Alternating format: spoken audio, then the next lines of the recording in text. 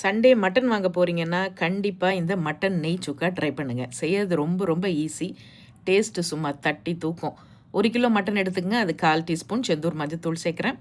1/2 teaspoon Senthur தனி மிளகாய் தூள், 1/2 டேபிள் ஸ்பூன் செந்தூர் காரைக்குடி குழம்புத்தூள், 1/2 டேபிள் ஸ்பூன் இஞ்சி பூண்டு விழுது, ஒரு 100 கிராம் சின்ன வெங்காயம், கொஞ்சம் ஃப்ரெஷ்ஷான கருவேப்பிலை, 2 டேபிள் ஸ்பூன் கடலை எண்ணெய், கொஞ்சமாக 1 டீஸ்பூன் உப்பு சேர்த்து நல்லா பெரட்டி வைங்க. இது ஒரு 1/2 மணி நேரம் ஊறட்டும்.